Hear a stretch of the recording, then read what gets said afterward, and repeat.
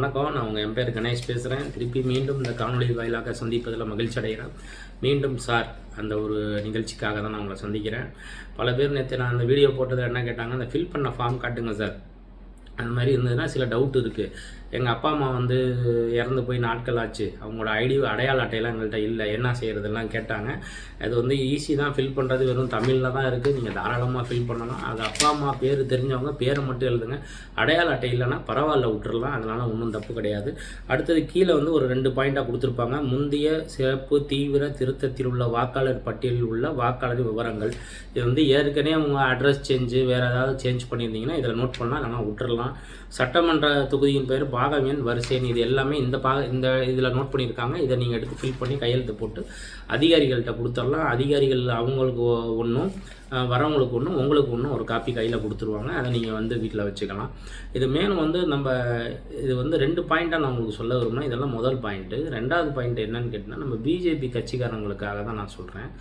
தயவு செய்து பொறுப்பில் இருந்தாலும் சரி, பொறுப்பில் இல்லாத இருந்தாலும் சரி, ஃபீல்டு ஒர்க் பண்ணுங்கள். களப்பணி பண்ணால் மட்டும்தான் எல்லா விவரங்களையும் நம்மளால் சேகரிக்க முடியும். எல்லா விவரங்களுக்கும் நம்ம அரசு அதிகாரிகள்கிட்ட நம்மளால் பேச முடியும். அவங்கள்ட்ட தெளிவாக நம்ம எக்ஸ்பிளைன் பண்ண முடியும். களத்தில் இல்லைன்னா ஒன்றுமே செய்ய முடியாது. அதனால் பிஜேபி நண்பர்கள் தயவு செய்து அனைத்து பொறுப்பில் இருக்கக்கூடியவங்க எல்லாமே களத்தில் இறங்கணுங்கிறத இதை தாழ்மையாக உங்கள்கிட்ட கேட்டுக்கிறேன். இதில் ஏன்னா இப்போ போனதுனால தான் சில விஷயங்களை எங்களால் கண்டுபிடிக்க முடியும், சில விஷயங்களை நான் உங்கள்கிட்ட சொல்ல முடிஞ்சுது. இது வேறு யாரோடது இல்லை, எங்கள் அம்மாவோடது. எங்கள் அம்மா தவறி போய் 6 வருஷம் ஆச்சு. எங்கள் அப்பா இறந்து போய் 5 வருஷம் ஆச்சு. அப்பாவோட பேரை எடுத்துட்டாங்க, அம்மா பேரை இதுவரை எடுக்காமல் இருக்கிறாங்க. ஸோ ஏன் எடுக்கலை அப்படின்னு கேட்டதுக்கு நான் அதிகாரிகளை கேட்டு சொல்கிறேன்னு வந்தவங்க சொல்கிறாங்க. சரி, இது ஒரு பக்கம் இருந்தாலும் சில பேர் இடம் பெயர்ந்து போயிருப்பாங்க. அதாவது இங்கே இருக்கிறவங்க வேறு டிஸ்ட்ரிக்ட் போயிருப்பாங்க. இப்போ இது ஒரு 4 தெரு தள்ளி போயிருப்பாங்க. இல்லை திருச்சிக்குள்ளே இருக்கிறவங்க திருச்சியில் வேறு இடத்துக்கு போயிருக்கிறாங்க. சில பேர் வெளிநாட்டில் போய் செட்டில் ஆகிட்டாங்க. ஸோ இந்த மாதிரி இருக்கிறவங்க கிட்டத்தட்ட ஒரு 25 ஃபேமிலிகிட்ட நாங்கள் கான்டாக்ட் பண்ணோம். அவங்க என்ன சொல்கிறாங்கன்னா, சார் நான் இங்கேருந்து வேறு ஒரு உதாரணத்துக்கு நான் ஒருத்தர்கிட்ட நான் விசாரித்தேன். அவர் கிட்டத்தட்ட பார்த்தீங்கன்னா அறந்தாங்கி பக்கம் போயிட்டார். நான் அறந்தாங்கி பக்கம் போயிட்டேன் சார், நான் அங்கே எங்கள் சொந்த ஊர், அங்கே போய் நான் கிட்டத்தட்ட 5 வருஷம் ஆகிடுச்சு. இங்கே எல்லாம் ஓட்டர் ஐடி எல்லாமே நாங்கள் மாற்றிட்டேன். மாற்றி நான் கிட்டத்தட்ட போன தடவை நான் ஓட்டும் போட்டேன் சார் அப்படின்னு சொல்கிறாங்க.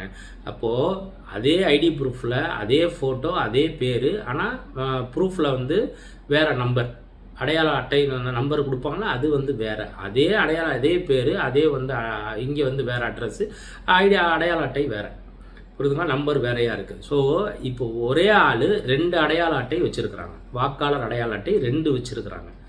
ஓகேங்களா? அவங்க கேன்சல் பண்ணிட்டேன்ட்டாங்க. நான் இங்கே புதுசு வாங்கிட்டேன் சார், அதனால் அதுவாகவே கேன்சல் ஆகிடும் அப்படின்னு நினச்சோம் நாங்கள். பட் ஆகலை.